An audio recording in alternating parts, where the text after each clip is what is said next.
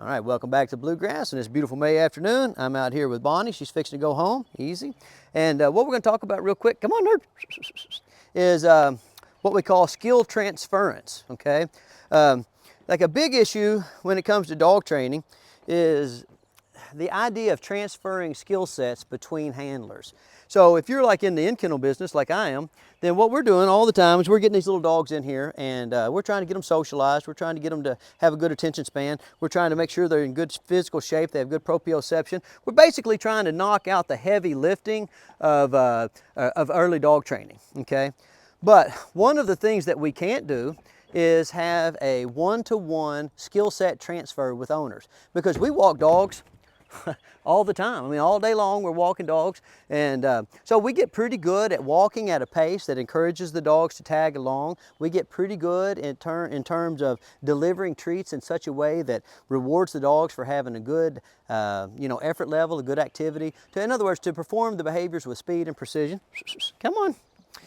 Now, when the owners come up here, even though they have access to a whole video library, watch out, nerd, to a whole video library, and they have access to a journal where they can write down all their questions, and they get to come up here and practice while their dogs are up here, their total training experience is still very low, okay? And so watching me do it in a two-dimensional format like via instructional videos, or coming here and watching in a three-dimensional format where you're actually participating, you're still only getting a little bit of experience compared to what I get every day, right?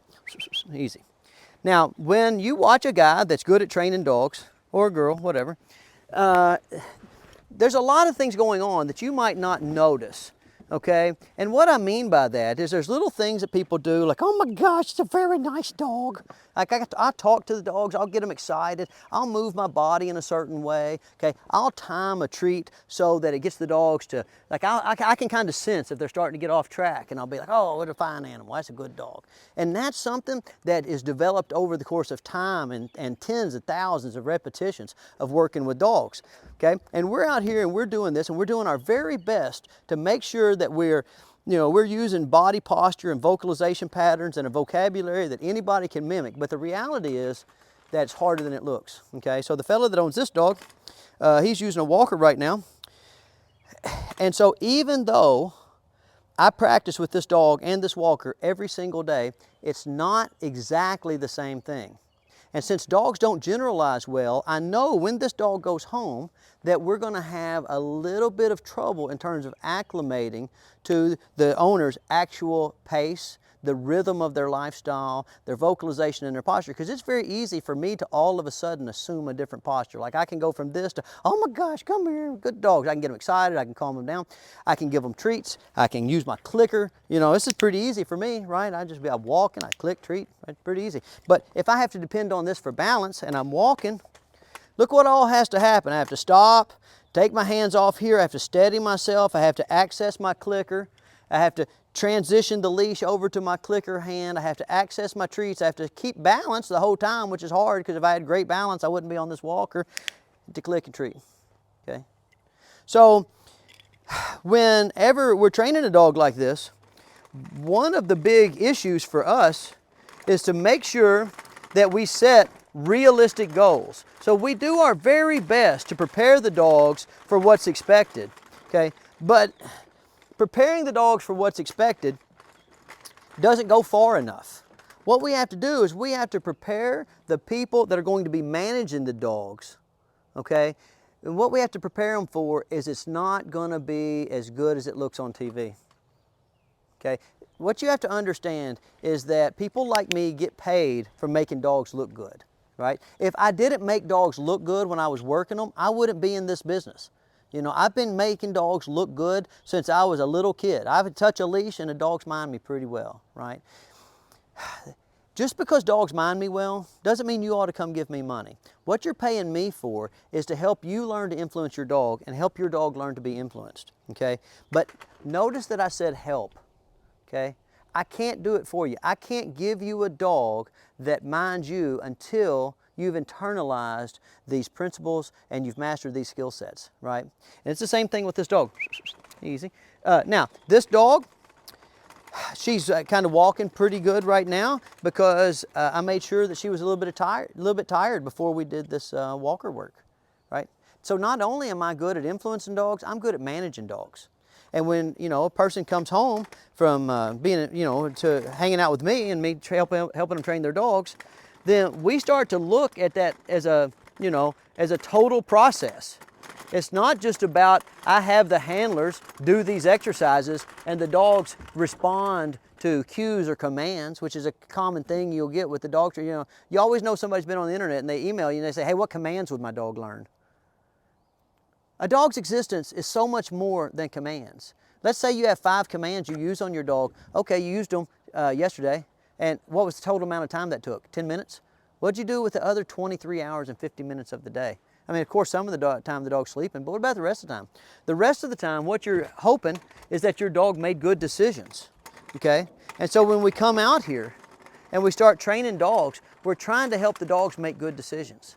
But when we're training people, we're trying to help the people learn to make good decisions, okay? And the kind of good decisions that have to be made if you're using a walker or you're in a wheelchair, the first one is to have empathy for your dog. And I know that maybe if you're using a walker, like it's very frustrating having to use a walker, okay?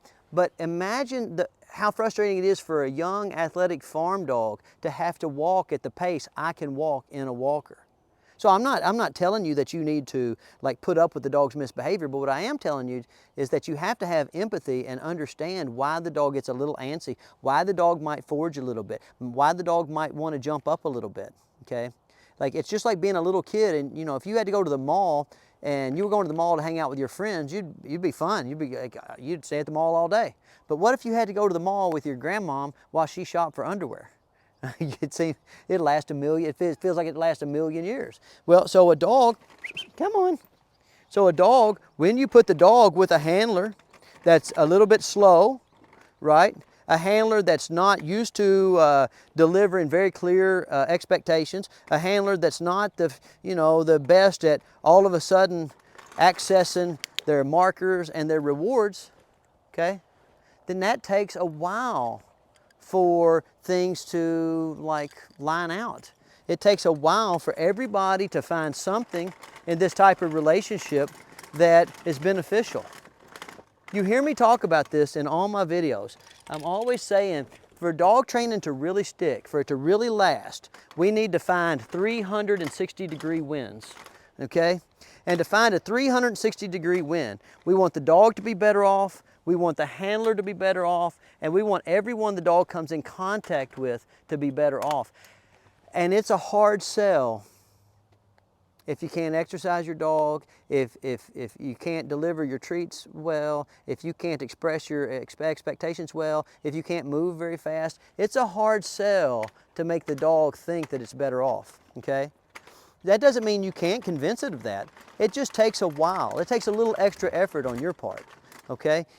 So if you're in a situation where you're trying to help someone in your family, or if you're a professional dog trainer and you're trying to help someone that maybe doesn't have a lot of natural talent, or maybe they have some type of physical issues that are preventing them from being the best dog trainer, from being like the most lively, the most talkative, the most encouraging, okay?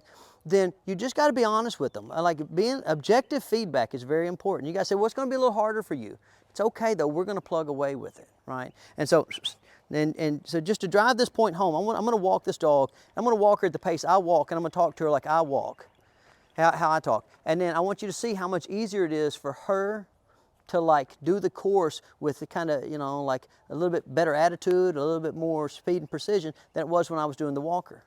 And that's just the cold hard facts of life, right? You're going to get differential behavior patterns based on the incentives placed in front of the dog. Okay?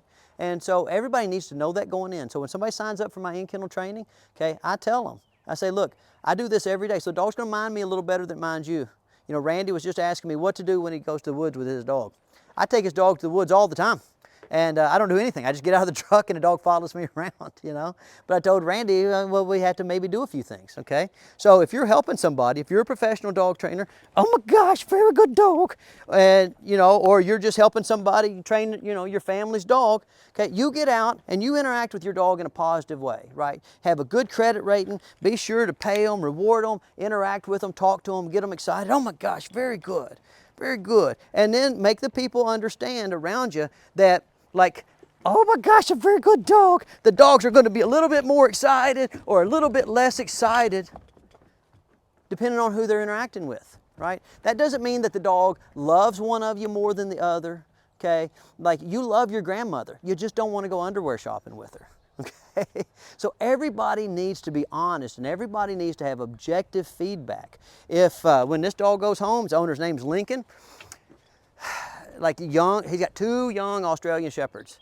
And for any of you guys that have been around young Australian Shepherds, you know that they're pretty high energy and they get into a lot of stuff.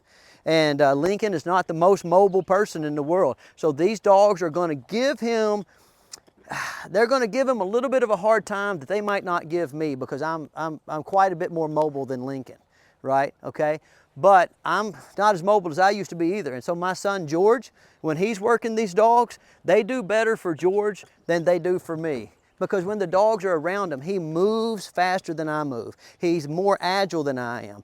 He's like, really, to be honest with you, he's just like more serious than I am. You know, I'm at an age, I'm just happy to come out here and give the dogs some treats and like have them be good. You know, George, he's at that stage of life where he expects a, you know, high level of performance. So when he touches a leash, dogs do better for him than they do for me now. Right? And when I touch a leash, these dogs do better for me than they do for Lincoln. And when you touch a leash, they might do better for you than they do for someone else in your family or vice versa. Okay? And it's okay. It's okay. All we need is for the dogs to come when you call them and be still when you tell them and have good manners. And if they'll do that, you're going to be in good shape. And if they do it a little better for somebody in your family or a little worse, it's still okay. Okay? Not everybody's going to be the best dog trainer in the world. Okay? So just accept that, get to moving on, and focus in your own life, your own interaction with the dog on making teeny tiny bits of progress each week. Because if everybody in the household, if everybody that you're doing professional dog training work for is making a teeny tiny bit of progress each week, well, by the time the dog's out of the adolescent period, it's going to mind really good. And what do we really need out of a dog? We only need in total 9 things. Dogs need to come when you call them. They need to be still when you tell them. They need to have good manners from the neighbor's perspective. Right, Randy? Okay? They need to start social situations off by being calm, attentive, and polite, and they need to refrain from behavior that's dangerous, destructive, or rude. And we can all have that, whether we're the best dog trainers or not the best dog trainers, right? And honestly, I know a lot of people that are very talented dog trainers, and their dogs do not have all 9 of those qualities, okay? So never watch the internet and think just because somebody can manipulate their dog with food, or maybe manipulate their dog with a ball under their arm, that their dogs necessarily have the 9 requisite qualities of being the type of dog that's welcomed in all circumstances. All right? So keep your head up, keep moving forward, and accept the fact that dogs, like people, they mind a little bit different depending on who they're around, and just stay focused on making progress. All right, I'll see you guys next week.